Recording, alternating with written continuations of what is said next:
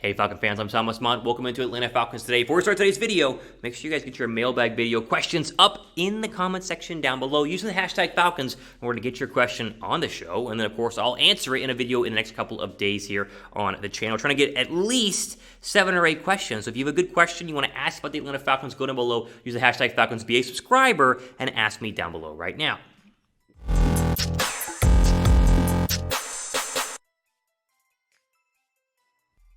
All right, let's jump into the latest Atlanta Falcons news and rumors here on a Tuesday. I want to start with a very interesting article by Fansided.com talking about Arthur Smith and why he should be the favorite to win Rookie Head Coach of the Year. Not really an award, but still, of the 7 rookie head coaches, there's an article up on Fansided talking about why Arthur Smith is best in the position to be successful, which, if you read it, actually makes a lot of sense. And one of the big things that we'll take away from this, and we'll read you guys parts of the article here in just 1 second, is that most of the first-time head coaches this year have brand new quarterbacks, or at least quarterbacks who have not been on that roster for any length period of time. Thinking more like a Dan Campbell in terms of Jared Goff, whereas Goff's not a rookie quarterback, but he hasn't been a Lion at all. He just traded over via the Matthew Stafford stuff. So the question is, can Arthur Smith dominate as a rookie head coach with and alongside Matt Ryan?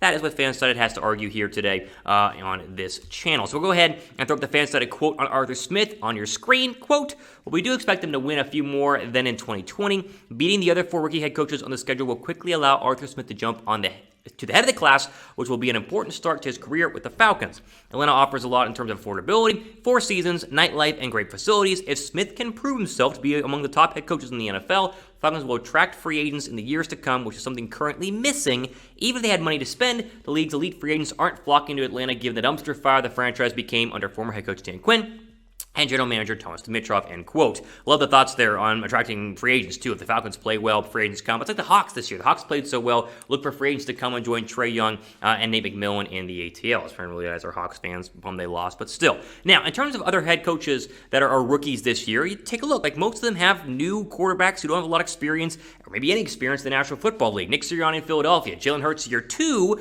but Sirianni, of course, only got, 4 years of tape, or 4 games of tape on Jalen Hurts last year. Hurts not really the starting quarterback last year. You consider that to be a new head coach and quarterback pairing. Urban Meyer, of course, brand new in the NFL, and of course, brand new with his rookie quarterback, the #1 overall pick in Trevor Lawrence. Robert Saleh, brand new, obviously, with a rookie quarterback in Zach Wilson. David Culley, TBD, right? Is it going to be Deshaun Watson? Is it going to be Tyrod Taylor? I don't think it's going to be Deshaun Watson because, of course, the whole legal stuff. But that's been quiet the past couple of weeks, so who knows there. But either way, if it's Watson, probably a little bit better off. If it's Taylor, then that's a whole different thing. They also drafted a quarterback in the NFL draft. And then, as mentioned, Matt Campbell, right? Jared Goff has been in the NFL, but he's not been a Lion, and so there's a new, quarterback in town in Detroit. Now, I agree with all this. Like Smith seems to be the most stable new head coach, but it's not because of who he is, even though that's part of the equation. The real argument here the article is making, and I would agree with, is that Matt Ryan is a stability factor for any new head coach, right? And this is why I think a lot of people were excited whenever the Falcons nabbed Arthur Smith right away, because it showed that Smith was very excited about coaching in Atlanta, right? He wasn't waiting until the very end and it was like, okay, I guess Atlanta's the only head coaching job open. It was like, I want to go to Atlanta, and I think a lot of that was due to the fact that Matt Ryan is already there. He already has control of the offense in the locker room, and that'll help out a rookie quarterback in order to be successful as quickly as possible. I also think that Arthur Smith is, again, one of the more stable and more, I would say, low-risk hirings. We talked about this during the hiring process in the offseason, right?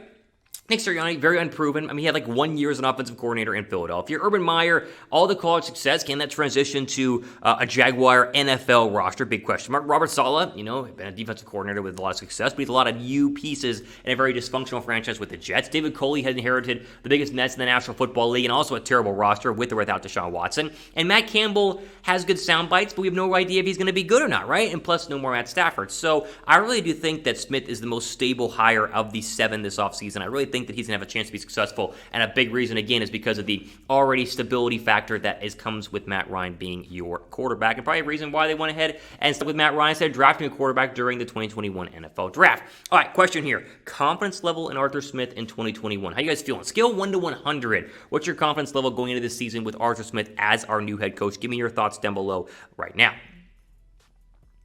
Okay, before we go ahead and keep going here, we are so close to 3,000 subs on the channel. So close to 3,000 subscribers. Help us out by going down below and hit that red subscribe button. We are at 2,674 right now. I hope to see that up to 3,000 maybe by the end of the week, at least before training camp, as that's a couple of weeks away. So if you like the channel, go down below and hit that red button.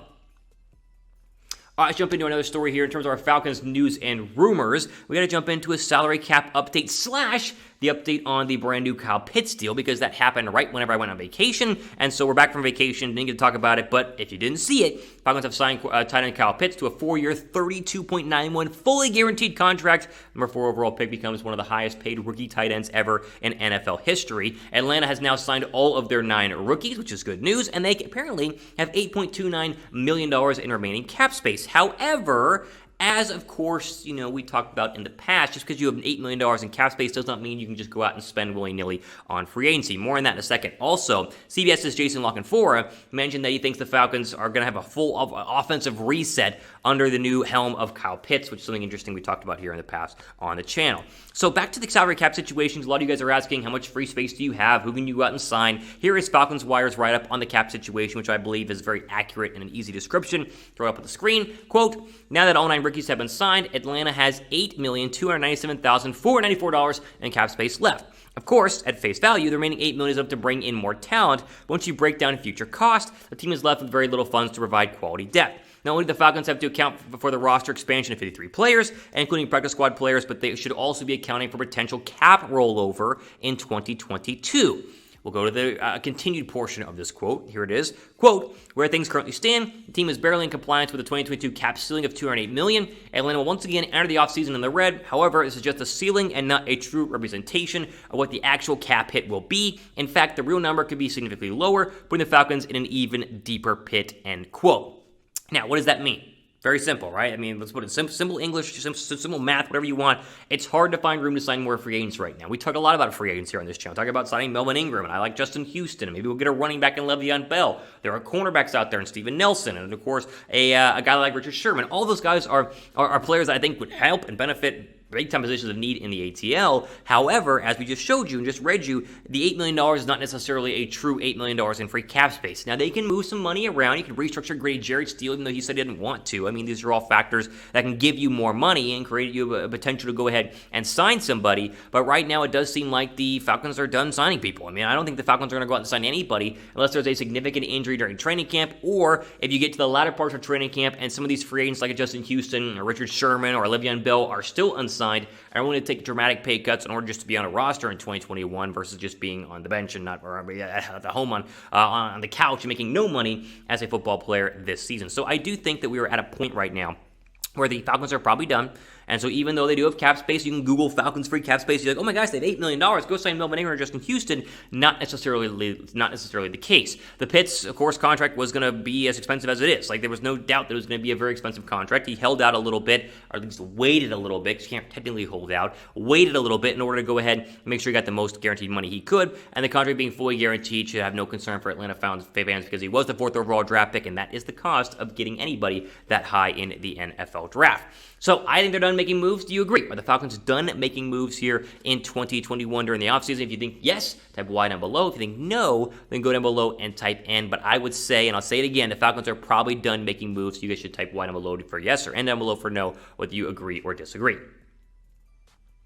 All right, before we go ahead and keep going and we know our final story here on Atlanta Falcons Today, make sure you guys are subscribed. Again, we try to get closer and closer to 3,000 subs. Also, use the hashtag Falcons down below to get a part of our mailbag video in the coming days and weeks.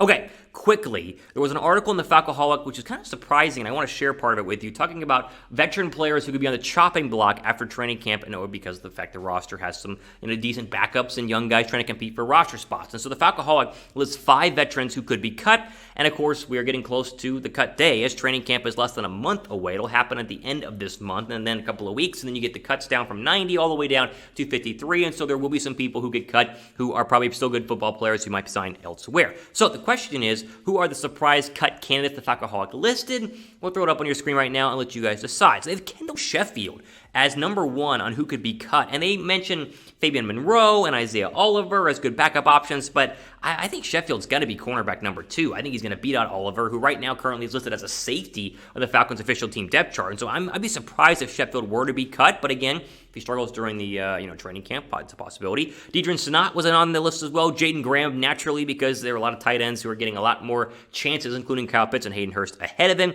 Chris Rowland, one of the wide receivers. And then A.J. McCarron, the backup quarterback, was listed as a cut candidate. And it was interesting reading about that because they said the reasoning, because McCarron's not that good, just like, okay, but he's a backup quarterback. And two, they think that Felipe Franks could beat him out in training camp and, of course, during the preseason, which is, like, again, kind of a surprise because I'd rather have McCarron versus Franks being the backup quarterback because if you needed someone to come in and win you one game, McCarron's played 15-plus games in the NFL in a starting caliber level, even with the Bengals, but he's won some football games. And so I would take him over Felipe Franks. That is just me. But those are some names right now the Falcaholic listed as potential cut guys. Will all of them be cut? Probably not. But I think somebody on this list will be cut by the end of training camp. And that's just part of the, getting the roster narrowed down to 53 and having a lot of young depth at, of course, many of these positions. All right, let's have our day here on Atlanta Falcons Today, trying to get you guys up to date on the latest Falcons news and rumors. I'm your host, Thomas Mott. As we go ahead and sign off, make sure you guys are getting subscribed. Follow me on Twitter as well, @RealThomasMott. If you guys have other questions or want to DM me a mailbag questions as well, that works at the same time. Again, Thomas Mott signing off for the rest of your day.